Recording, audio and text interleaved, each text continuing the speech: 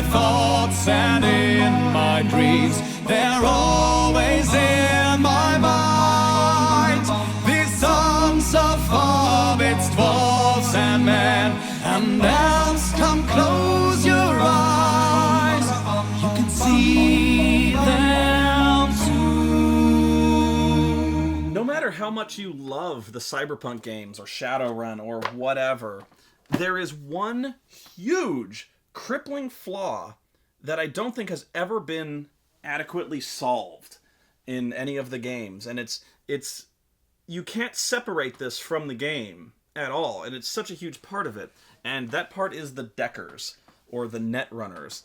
Meaning, of course, in the future or today, computers pervade every aspect of our lives, basically. You know, we get music from it, security cameras are hooked into it, the internet, we use the internet every day, you're watching this on the internet, so everything is done through the internet, everything is wired.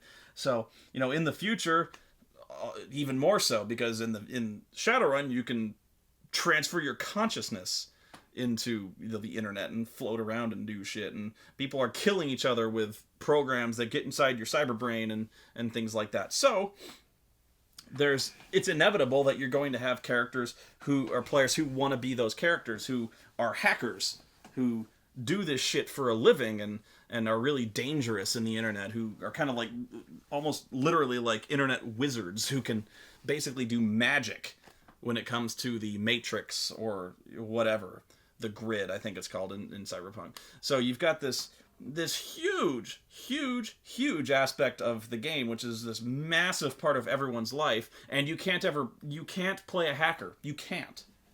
Or at least if you're playing a hacker, you have to do something else. Because, here's why. You have this thing called the Matrix, which is the internet, but now in this case you can plug yourself into the internet. So when you plug in, it's like there's like a city. It's like this neon digital city that you can go into. Probably the best way to describe it is like Johnny Mnemonic, where he plugs in, there's like, he can float around and do shit, or this is a horrible example, but like hackers, where like, when they're doing their big hacking thing, it's all abstracted and they're kind of flying in between these digital buildings and shit, or like the Matrix. Actually, the Matrix isn't bad, but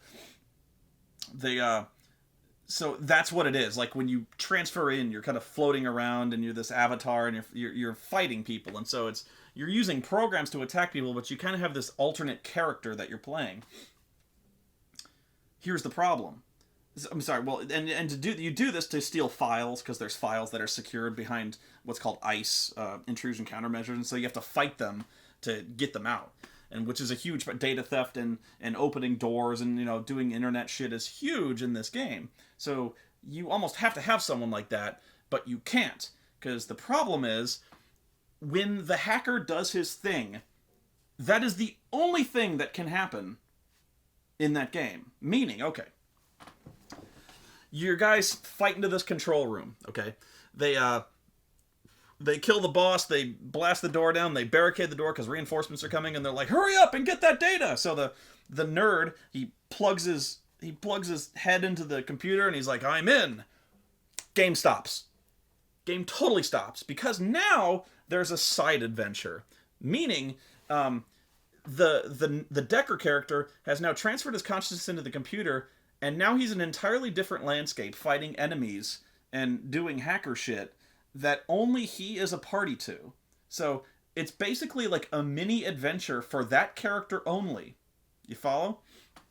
So like, he has to wander around this thing. He's playing. It's like a mini game. There's like half of the book basically, and all of, like almost like a quarter of each book is nothing but internet Matrix rules. It's essentially like a separate game for the Decker. Because there's all sorts of stuff like what kind of programs you run across, what kind of programs you can use, how you can legally construct your character and your deck, and what's dangerous to you, what's not, how you navigate. Hugely complex. So you have this separate game that you have to get this file, say, or you have to get several files, and you have to fight all the shit along the way. And here's what the other characters are doing while this is going on. So, you have this session going on, and the other problem is this session can go on for hours, because you're holding combat rounds.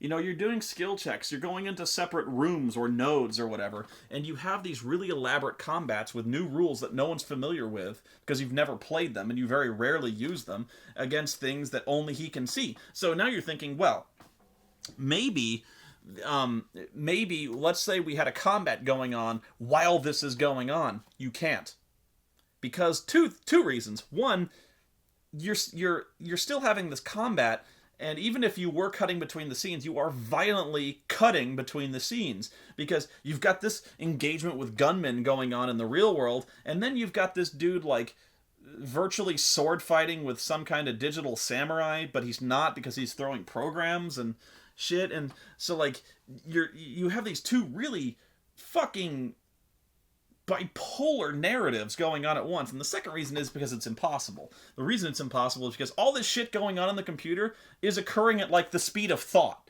So like the hours that you're spending in this side session takes like 2 seconds in the real world because everything is going on so fast. It's like you're like in Inception, you know how everything takes 8 times as slow in the dream world or whatever. Everything is 8 times faster in the dream, whatever. So like it's like that, but at the speed of like superconducting, processors. It's that fast. So you've got this thing that you can't conceivably do at the same time as something else. So when the Decker plugs in, game's over. Everyone else might as well just go home because the rest of the session is going to be the DM and the Decker doing themselves. There can't even be like shouting advice from the cheap seats because this is going on at nanoseconds of real time. You know what I mean? So like nobody can help you unless everyone is a Decker. Nobody can help you. I guess that's one way to do it, but nobody's gonna do that. So it's ridiculous. You can't do this. You can't just. You could, but nobody. You're holding a separate session. You might as well seriously just like if you get to the server, stop the game and then just at a separate time bring this one player in and do the decking session. And I think I know a guy who did that, but it's still so. I always found it awkward when I'm doing one-on-one RPG sessions. I never like doing it. I don't know why. I guess I just like the group dynamic. I don't like just kind of coming over to play computer grab ass with a guy when we could be playing Street Fighter or something. I don't know. So it's so frustrating because the one time I tried it, like I was like, oh, this won't take long, guys. Why don't you go like get a snack? No, it was like 3 hours. It always takes longer than you think it will. So I even today I don't know how to solve this problem. Deckers grind the game to a fucking halt, and it's one of those things that's absolutely necessary for the game, and yet you can never do it. You know what I mean? So I don't know how the game. This had to be an issue in playtesting, you know, and I don't know how they ever resolved it. Because now the one thing they did do in Shadowrun is they made the wireless matrix, which I've mentioned, where you can do things in real time, but there still is the necessity to physically plug into the computer and do computer shit that way. Because yeah, hacking a camera wirelessly is one thing, but there still are these really elaborate mainframes you gotta go into. So there still reaches a point when you have to do this thing. The only thing I can think of, and the only way I was able to do it, there's 2 ways. One is you basically make the Decker character an NPC, and so it's like an escort. You have to escort him to the mainframe. He does his thing, and he's just like, he succeeds, and you get him out of there. Or you completely just abstract out the entire Matrix thing, where you just have somebody roll a computers check, and he's out. So the problem is it essentially eliminates the entire point of having a class. So now nobody's going to be a Decker, which is kind of a shame because some people want to play a Decker, but you can't. And it kind of marginalizes the computer skill. It's nowhere near as cool or mysterious. And so I think the only way you can do it is to basically just make one. Just say like a computer skill check, and so if you're like, break into the mainframe and do this shit, you just roll your skill check and do it. I guess that works. But yeah, nobody uses a deck anymore. It's a real bummer. I still have no idea how to get around it. So yeah, if you have ideas, trust me, I'm all ears, because I would love to bring Deckers back into this, but there's no way to do it without just jettisoning the entire rest of the group. And also it raises the I never like situations where this happens. You remember how I mentioned like tracking. You know, the ranger's like the only guy who can track, or if, at best there's two guys with the tracking skill in D&D. So you do this thing where like the orcs have raided a village and you got to track them back to their lair. And so you have the ranger roll his tracking check, and of course he fucks it up.